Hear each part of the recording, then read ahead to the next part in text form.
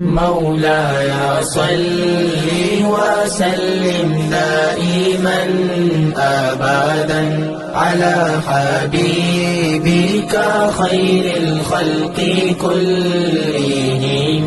بسم الله الرحمن الرحيم. الحمد لله رب العالمين والعاقبة للمتقين والصلاة والسلام على سيد الأنبياء وخاتم المرسلين. اما بعد، الحمدللہ اللہ رب العزت کے فضل اور کرم سے پیر طریقت اور رہبر شریعت پروفیسر ڈاکٹر محمد غلام غوث طاہری نقشبندی دامت برکاتہم القدسیہ کی زیر سرپرستی مرکز طاہر دارالعلوم امینیہ رضویہ مرکزی جامع مسجد سبحان اللہ میں منعقد ہونے والی درس نظامی کی کلاس ترجمۃ القرآن میں آج ہمارا دوسرا پارہ شروع ہو رہا ہے. سورہ بقرہ کی آیت نمبر 142 سے آج کا درس اور دوسرا پارہ شروع ہو رہا ہے. اللہ رب العزت ارشاد فرماتا ہے سیقول السفہاء، ان قریب کہیں گے بے وقوف لوگ، من الناس، لوگوں میں سے بے وقوف لوگ کہیں گے ما وداہم عن قبلتہم التی کانوا علیہا، کس نے پھیر دیا ان کو اس قبلہ سے جس پر وہ تھے. یہ آیت کریمہ نازل ہوئی تحویل قبلہ کے بعد، اور جن آیات میں تحویل قبلہ کا ذکر ہے وہ بھی ان قریب آگے آ رہی ہیں. جب مسلمانوں کا قبلہ تبدیل کیا گیا، یہ ہجرت کا 17واں مہینہ تھا. نبی پاک صلی اللہ علیہ وسلم نے ہجرت کے بعد کم و بیش 17 ماہ تک بیت المقدس کی طرف رخ انور کر کے نمازیں ادا فرمائیں.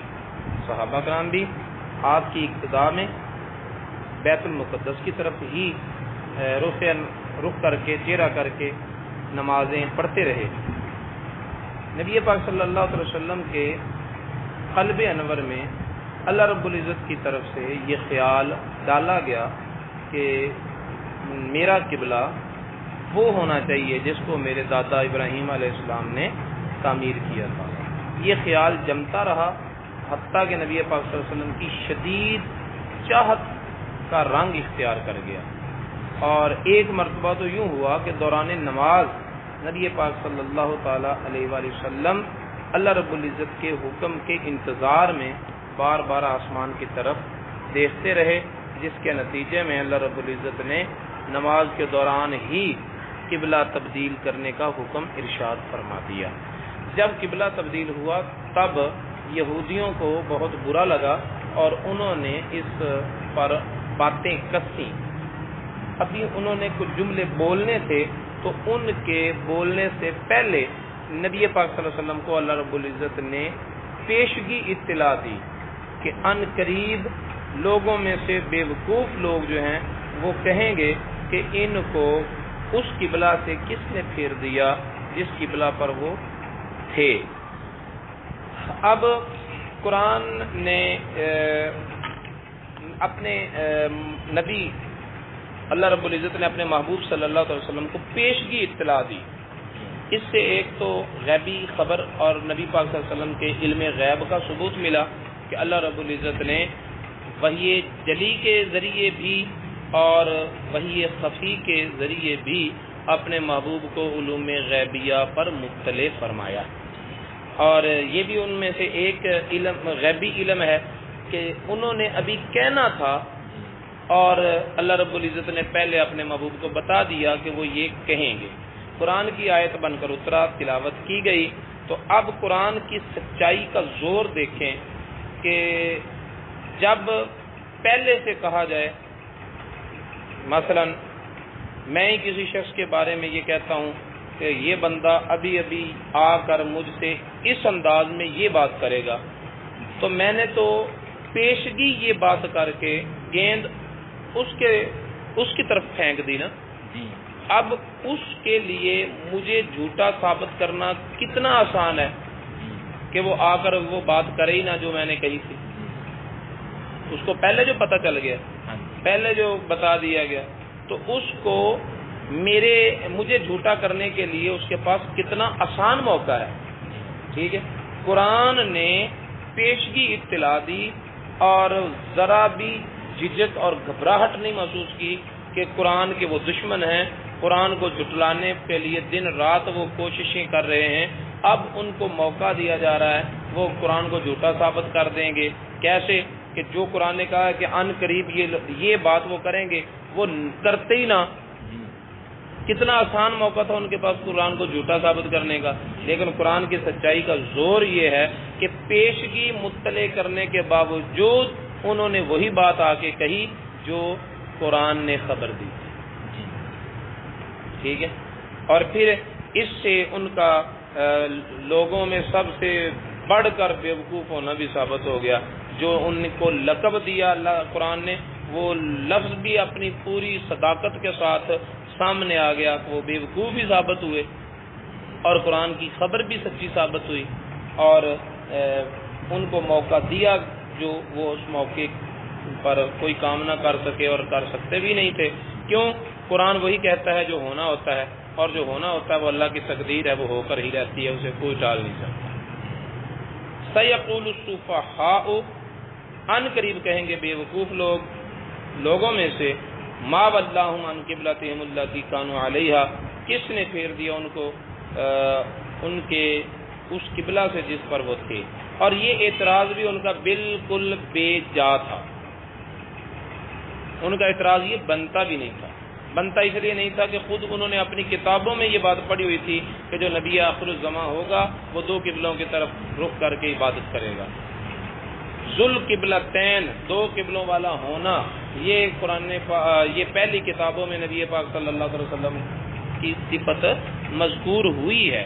تو اس سے تو ان کو اپنی کتابوں کی تصدیق مل گئی، سچائی مل گئی کہ جو ہماری کتابوں میں لکھا تھا وہ ہو گیا. خوش ہونا چاہیے تھا کہ ہماری کتابیں سچی ہیں، اور اپنی کتابوں پر عمل کرتے ہوئے اس نبی کی غلامی کا پٹا اپنے گلے میں ڈالنا چاہیے تھا کہ وہ علامتیں ساری ثابت ہو گئیں جو انہوں نے اپنی کتابوں میں پڑھی تھی. لیکن الٹا انہوں نے اعتراض کا رنگ اختیار کیا، اور یہ بھی ان کے پرلے درجے کا بے وقوف ہونے کی دلیل ہے. قل للہ المشرق والمغرب، فرما دیجئے کہ اللہ ہی کے لیے ہے مشرق اور مغرب. مشرق بھی اللہ کا، مغرب بھی اللہ کا. وہ اپنی عبادت کے لیے جو سمت بندوں کے لیے قبلہ مقرر کرتے، کسی کو کیا اعتراض؟ نہ وہ مشرق میں پابند، نہ وہ مغرب میں پابند. یہ تو صرف بندوں کی سہولت کے لیے اللہ رب العزت نے ایک جہت کو معین کیا کہ تم اس طرف رخ کر کے میری عبادت کیا. یہدی من یشاء الی صراط مستقیم، وہ ہدایت دیتا ہے جسے چاہے سیدھے راستے کی طرف. وَكَذَلِكَ جَعَلْنَاكُمْ أُمَّةً وَسَطًا، اسی طرح ہم نے تم کو بنایا ہے افضل امت. وسط کا لفظی معنی ہوتا ہے درمیان. تو درمیانی امت ہونے کا مطلب یہ ہے کہ جتنے نبی پہلے گزر چکے ہیں اتنے نبی بعد میں آئیں گے، درمیان میں ہم ہیں. حالانکہ ایسا تو ہے نہیں. ساری امتیں پہلے گزر چکی، سارے نبی پہلے گزر چکے، ہم تو سب سے آخر میں آئے ہیں. تو وسطن کہنے کا کیا مطلب؟ وسطن کہنے کا مطلب یہ ہے کہ ہر چیز کا وسط عمدہ ہوتا ہے. کوئی پھل ہے تو اس کا درمیانی حصہ عمدہ ہوتا ہے. نبی پاک صلی اللہ علیہ وسلم میں خیر الامور اوسطها، بہترین جو امور ہوتے ہیں وہ درمیانے درجے کے ہوتے ہیں. ٹھیک ہے، تو وسط کا ایک معنی جو عرفی ہے وہ اعلیٰ بھی ہے، کیونکہ درمیان والی چیز، درمیان والا حصہ اعلیٰ اور عمدہ ہوتا ہے. تو اس کا معنی یہ ہوا کہ ہم نے تم کو ساری امتوں سے افضل امت بنایا. اور وہ افضلیت کیوں ہے، کیسی ہے؟ فرمایا لِتَكُونُوا شُهَدَاءَ عَلَى النَّاسِ، تاکہ تم لوگوں پر گواہ بنو. یعنی یہ اس امت کی عظمت ہے، فضیلت کا ایک پہلو ہے کہ اس امت کو گواہ بننے کا شرف حاصل ہے، اور اس امت کی گواہیوں پر فیصلے ہوتے ہیں. ٹھیک ہے، اس امت کی گواہیوں پر فیصلے اس طرح بھی ہوتے ہیں کہ عدلیہ کا نظام بھی گواہیوں پر ہے، جھگڑوں کا فیصلے بھی گواہیوں پر ہیں. تو اس امت کی گواہیاں قابل قبول ہیں. ایک دوسرا پہلو یہ ہے کہ حدیث شریف میں مذکور ہے ایک جنازہ گزرا اور لوگ جو حاضرین تھے انہوں نے اس کی برائی بیان کی. نبی پاک صلی اللہ علیہ وسلم نے قد وجبت، لازم ہو گئی. تھوڑی دیر کے بعد ایک اور جنازہ گزرا اور جو وہاں پر حاضر لوگ موجود تھے انہوں نے اس کی اچھائی بیان کی تو رسول اللہ صلی اللہ علیہ وسلم نے فرمایا قد وجبت، لازم ہو گئی. حضرت عمر بن خطاب رضی اللہ تعالی عنہ نے عرض کی یا رسول اللہ کیا واجب ہو گئی؟ پہلے جنازے کے گزرنے پر لوگوں نے اس کی برائی بیان کی تو بھی آپ نے فرمایا واجب ہو گئی. اب جو گزرا ہے تو اس کی اچھائی بیان کی تو بھی آپ نے فرمایا واجب ہو گئی. کیا واجب ہو گئی؟ تو رسول اللہ صلی اللہ علیہ وسلم نے فرمایا جس کی تم نے برائی بیان کی اس کے لیے آگ واجب ہو گئی، جس کی تم نے اچھائی بیان کی اس کے لیے جنت واجب ہو گئی، اس لیے کہ تم اللہ کے گواہ ہو زمین پر. ٹھیک ہے. ایک فارسی میں مقولہ ہے کہ زبان خلق نکارہ خدا سے، مخلوق کی زبان اللہ کی طرف سے اعلان ہوتا ہے. تو جو بات عام زبان زدے عوام ہو جائے تو وہ من جانب اللہ ہوتی ہے. یہ ایک محاورہ ہے فارسی. تو یہ بھی ایک اس حدیث سے اس کی تائید بھی ہوتی ہے کہ لوگ جس کو اچھا کہیں وہ اچھا ہے، جس کو لوگ برا کہیں وہ برا ہے. اور اس سے ایک مسئلہ بھی ثابت ہو گیا کہ جن امور کا تذکرہ یعنی جن مسائل کا حکم وضاحت کے ساتھ قرآن پاک میں مذکور نہیں ہے، صراحت کے ساتھ، احادیث صحیحہ میں بھی صراحت کے ساتھ اس کا حکم مذکور نہیں ہے، اور وہ ان معاملات سے تعلق رکھتا ہے جن کے بارے میں شریعت نے خاموشی اختیار کی ہے. پھر ایسے کسی مسئلہ کو اگر عام لوگ علماء کرام آئمہ ملت اسلامیہ اچھا کہیں تو پھر وہ اچھا ہے، اور اگر اس کو برا جانے تو وہ برا ہے. اور اعتبار اکثریت کا ہے، اعتبار چند لوگوں کا نہیں ہے. اور اکثریت دیکھی جائے گی اخلاق اور اسلاف کی مجموعی تعداد کے اعتبار سے. اگر کسی مخصوص علاقے میں اکثریت لوگ جو ہے اس کا موقف کچھ اور ہو لیکن اخلاق و اسلاف کی اکثریت کا موقف کچھ اور ہو تو پھر حکم سواد اعظم کا لگنا ہے، حکم ان لوگوں کا نہیں لگنا. ٹھیک ہے. ان اصول اور ضابطوں کے پیش نظر میلاد منانا اس کا حکم اگرچہ صراحت کے ساتھ قرآن و حدیث میں نہیں آیا لیکن اخلاق اسلاف امت کا عمل دیکھا جائے تو اس امت کا سواد اعظم اس امر کو مستحسن سمجھتا ہے. اور یہ امت جو ہے وہ اللہ تعالیٰ کے گواہ ہیں لوگوں پر، تو ان کی گواہی کے سے یہ ثابت ہوا کہ جس کو عام لوگ اس امت مسلمہ کا بڑا طبقہ جس کام کو اچھا سمجھے اور وہ شرعاً اچھا ہی ہے. ٹھیک ہے. یہ ایک مسئلے کی میں نے مثال کے طور پر ذکر کیا ہے اور اس پر آپ بہت سارے مسائل کو سمجھ سکتے ہیں. ٹھیک.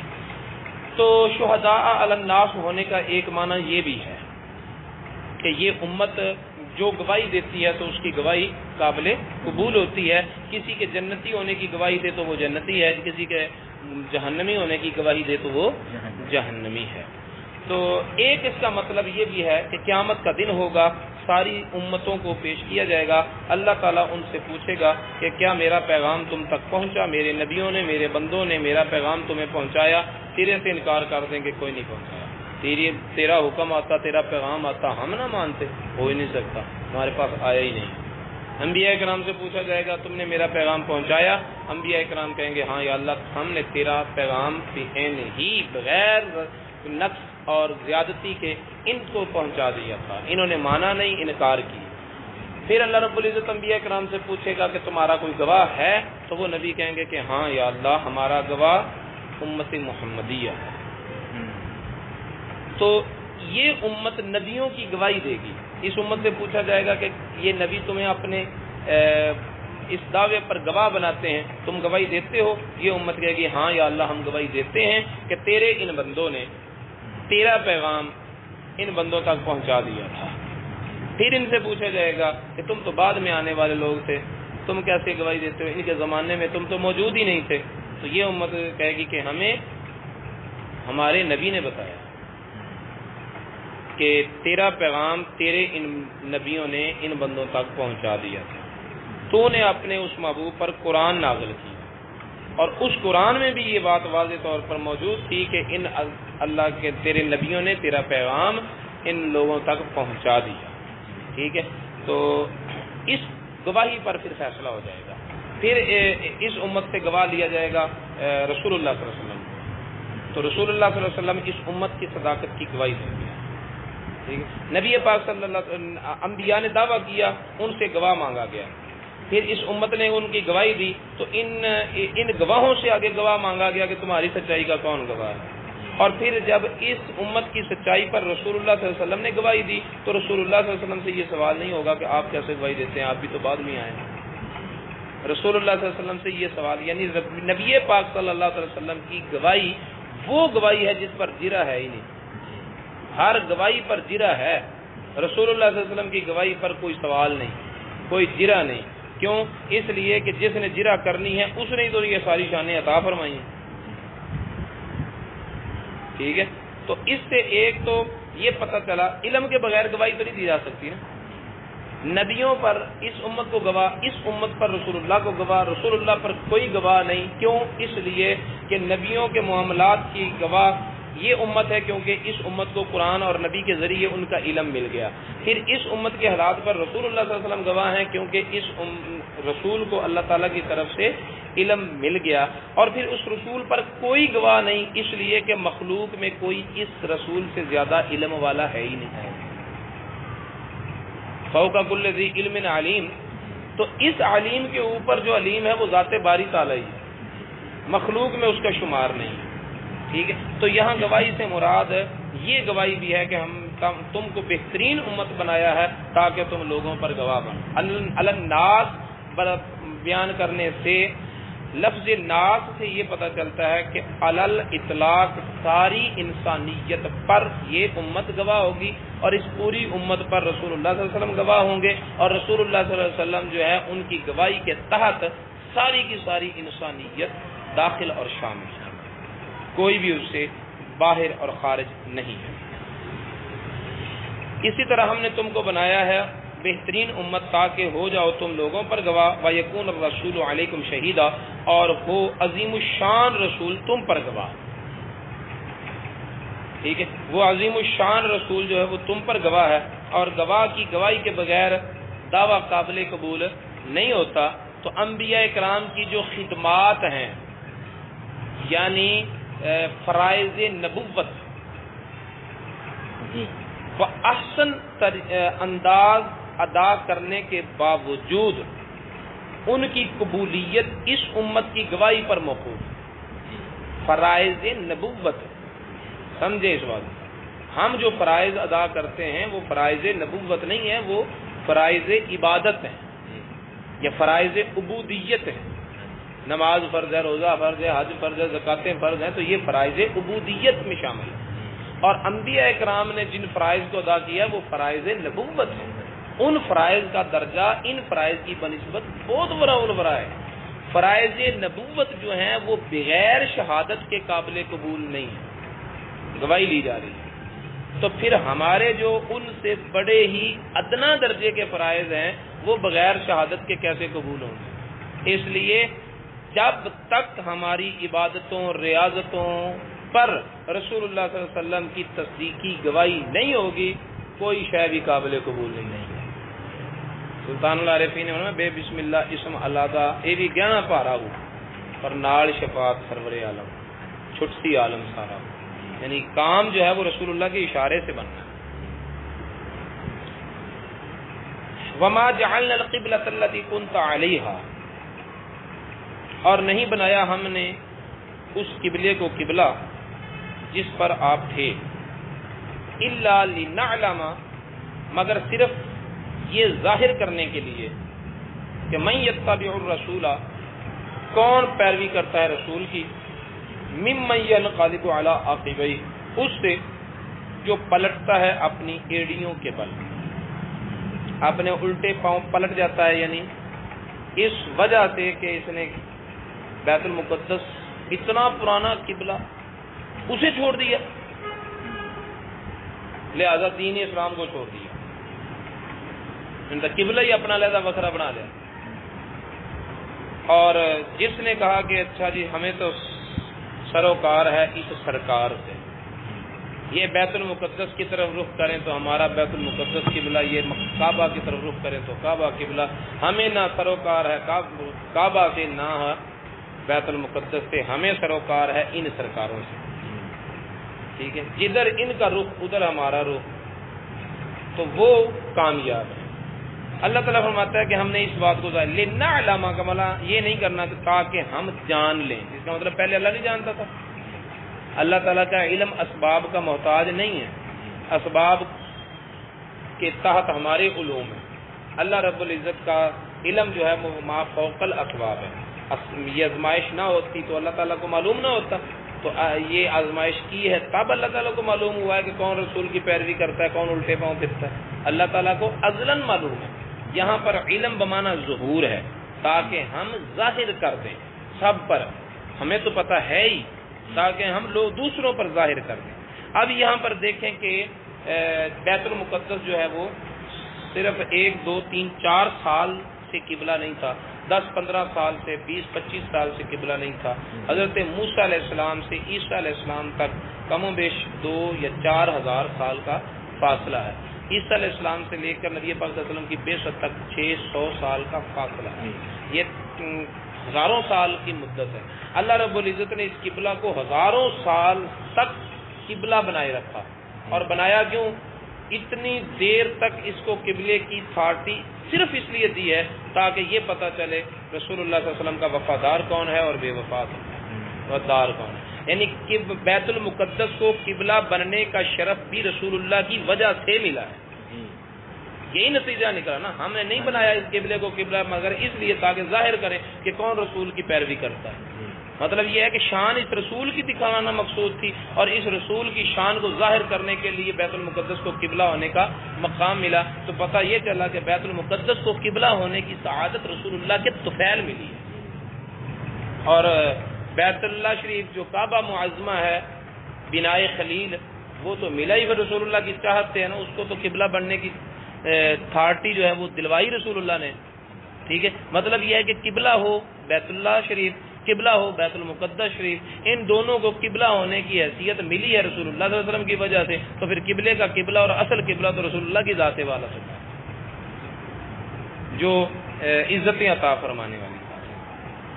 فرمایا کہ ہم نے نہیں مقرر کیا تھا اس قبلے کو قبلہ جس پر آپ تھے، مگر اس لیے تاکہ ظاہر کر دیں کہ کون پیروی کرتا ہے رسول کی اس سے جو الٹے پاؤں پھر جاتا ہے۔ وَإِنْ كَانَتْ لَكَبِيرَةً إِلَّا عَلَى الَّذِينَ هَدَى اللَّهُ، اور یہ بڑا بھاری کام تھا قبلہ بدلنا، قبلہ تبدیل کرنا، یہ بڑا مشکل کام تھا، مگر ان پر کوئی مشکل نہیں تھا جن کو اللہ نے ہدایت دی۔ تو پھر اس جگہ پر ہدایت یافتہ کون لوگ ہیں؟ جنہوں نے قبلے کی پرواہ نہیں کی، رسول اللہ کی پرواہ کی ہے۔ ہدایت یافتہ لوگ وہ ہیں جنہوں نے قبلے کی پرواہ نہیں کی، رسول اللہ صلی اللہ علیہ وسلم کی پرواہ کی ہے۔ جس کو اللہ تعالیٰ ہدایت دیتا ہے تو اس کا سینہ کھول دیتا ہے اور اس کے دل میں رسول اللہ صلی اللہ علیہ وسلم کی عظمت اور محبت بھر دیتا ہے، ٹھیک ہے۔ جس کی نظر میں کوئی بھی ایک شے میوں وجہ ہی صحیح کسی بھی جہت سے رسول اللہ سے بہتر ہے، نہ وہ ہدایت یافتہ نہیں ہے۔ ہدایت یافتہ وہی ہے جو ہر چیز پر مقدم رسول اللہ صلی اللہ علیہ وسلم کو رکھتا ہے، کیونکہ ان کے بغیر خدا بھی نہیں ملتا۔ فَاتَّبِعُونِی کن لوگوں کو کہا ہے کہ اس کے پیچھے پیچھے چل کر آؤ اگر تم نے اللہ سے محبت کرنی ہے۔ راستے بند ہیں اللہ تعالیٰ کے قرب کے، ایک ہی راستہ کھلا ہے جو مدینہ منورہ سے ہوتا ہے، وہ اللہ کی بارگاہ میں جاتا ہے۔ وَمَا كَانَ اللَّهُ لِيُضِيعَ إِيمَانَكُمْ، اور یہاں پر یہ آیت کریمہ نازل ہوئی تھی، صحابہ کرام کو کچھ پریشانیاں لاحق ہوئیں۔ پریشانیاں یہ ہوئیں کہ قبلہ تو بیت اللہ شریف بن گیا ہے، تو ہمارے وہ ساتھی جو اس سے پہلے شہید ہو چکے ہیں، فوت ہو چکے ہیں، انہوں نے تو زندگی بھر کی نمازیں جو ہیں بیت المقدس کی طرف رخ کر کے پڑھی ہیں، اور قبلہ بن گیا ہے بیت اللہ شریف، تو اب ان کی ان نمازوں کا کیا ہوگا جو انہوں نے بیت المقدس کی طرف کر کے پڑھی؟ اس کے جواب میں اللہ رب العزت نے یہ آیت کریمہ نازل فرمائی کہ اللہ تعالیٰ تمہارے ایمان کو ضائع کرنے والا نہیں ہے، ٹھیک ہے۔ یہاں ایمان سے مراد نمازیں ہیں، اور نمازوں کو ایمان کے عنوان سے تعبیر کرنا یہ نمازوں کی اہمیت کو اجاگر کرتا ہے کہ ایمان اور اسلام کے اندر نماز کا کیا درجہ ہے، میرے علم کے مطابق اور کسی عبادت کو ایمان کا نام نہیں دیا گیا، صرف نمازوں کو ایمان کا لقب دے کر بیان کیا گیا ہے۔ اللہ تمہاری نمازیں ضائع نہیں کرے گا، اللہ تعالیٰ کی شان یہ نہیں ہے کہ وہ تمہاری نمازیں ضائع کر دے، ٹھیک ہے، اور لفظ ایمان کا بولا گیا، کسی اور عبادت کو ایمان کا لفظ دے کر نہیں تعبیر کیا گیا، ایمان کے لفظ سے نہیں تعبیر کیا گیا، صرف نمازوں کو تعبیر کیا گیا۔ تو اس سے یہ پتہ چلتا ہے کہ ایمان لانے کے بعد اسلام میں نماز کی کیا اہمیت ہے۔ ان اللہ بالناس لرؤوف الرحیم، بے شک اللہ تعالیٰ لوگوں کے ساتھ بڑا ہی مہربان، ہمیشہ رحم فرمانے والا ہے۔ قد نری تقلب وجهک فی السماء، تحقیق ہم دیکھتے ہیں تیرا چہرے کو پھیرنا آسمان کی طرف، یہاں فی بمعنی الہ ہے، ٹھیک ہے، تیرا اپنے چہرے کو آسمان کی طرف پھیرنا ہم دیکھتے ہیں۔ نرا فعل مضارع کا صیغہ ہے اور اس پر قد لگ جائے تو پھر فعل مضارع پر قد داخل ہو تو معنی حال کے ساتھ خاص ہو جاتا ہے اور مستقبل والا احتمال بھی ختم ہو جاتا ہے، یعنی فعل مضارع کے اندر معنی دو ہوتے ہیں نا، حال اور استقبال۔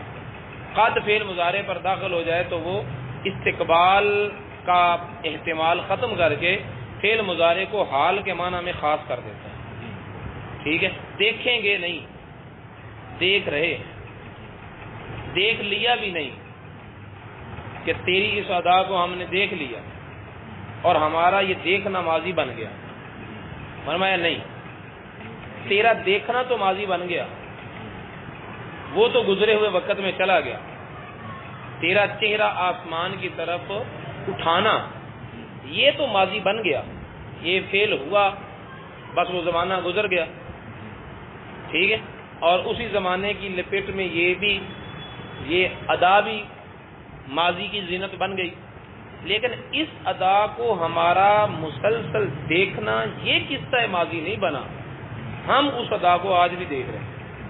اب اس سے نبی پاک صلی اللہ علیہ وسلم کے ساتھ اللہ تعالیٰ کیا پیار اور محبت واضح ہوتا ہے۔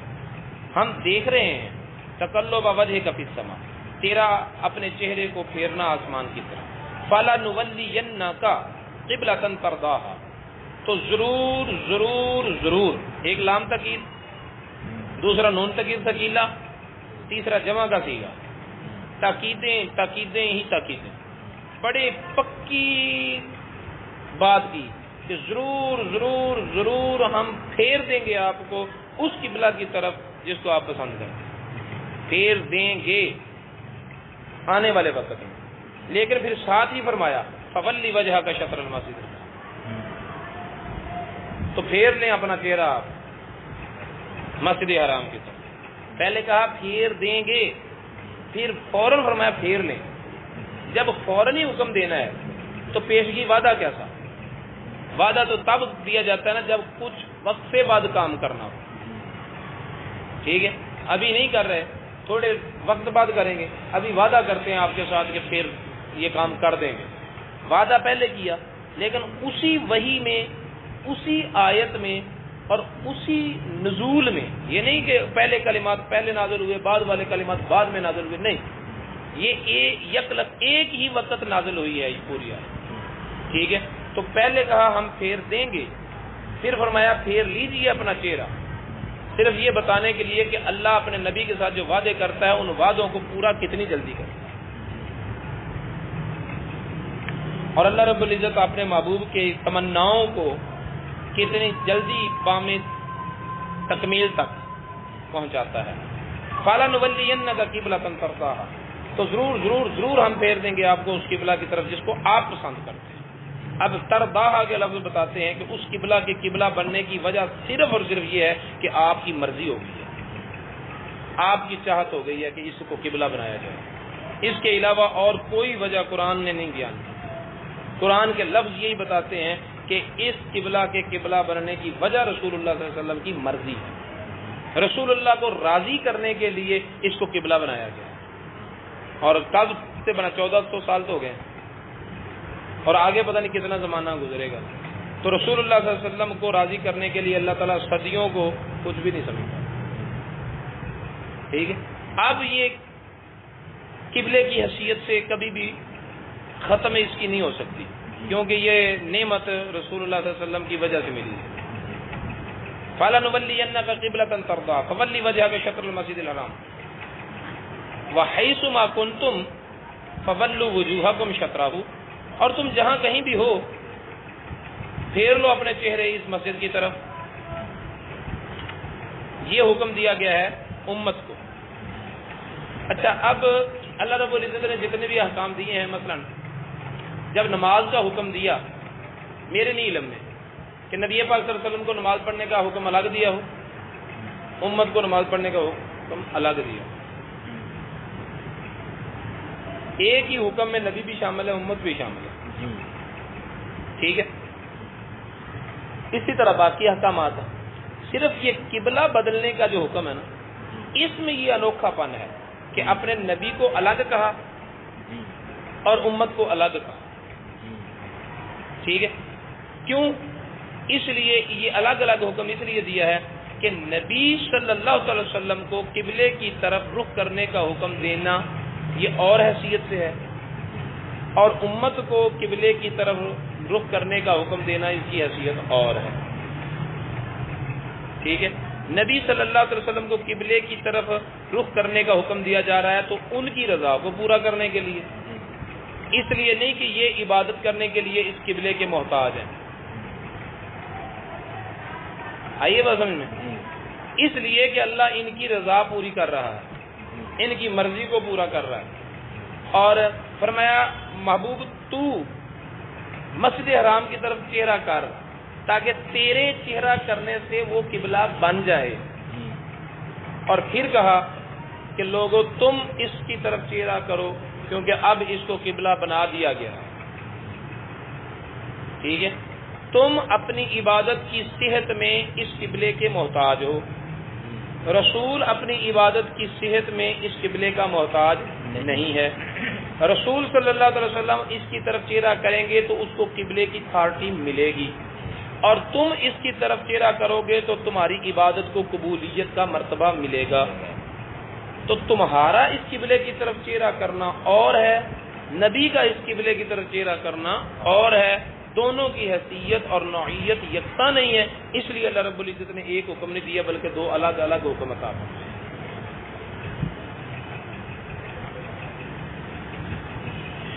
وَإِنَّ الَّذِينَ أُوتُوا الْكِتَابَ، اور بے شک وہ لوگ جن کو کتاب دی گئی، جن کو تورات دی گئی وہ بھی، جن کو انجیل دی گئی وہ بھی، لَيَعْلَمُونَ، لام تاکید کا ہے، وہ ضرور جانتے ہیں، أَنَّهُ الْحَقُّ مِنْ رَبِّهِمْ، کہ بے شک یہ حق ہے ان کے رب کی طرف سے. یہ کیا؟ قبلے کا بدلنا، تحویل قبلہ. انہو میں حاضمیر کا مرجع ہے، قبلے کا بدلنا، تحویل قبلہ، یہ حق ہے ان کے رب کی طرف سے. کیونکہ ان کی کتابوں میں لکھا ہوا ہے کہ جو پیغمبر آخر الزمان ہوگا وہ دو قبلوں کی طرف رخ کر کے عبادت کرے گا. وَمَا اللَّهُ بِغَافِلٍ عَمَّا يَعْمَلُونَ، اور باوجود علم ہونے کے پھر بھی جو حرکتیں وہ کر رہے ہیں نا، اللہ بے خبر نہیں ہے، اللہ بے خبر نہیں ہے اس سے جو وہ کرتے ہیں.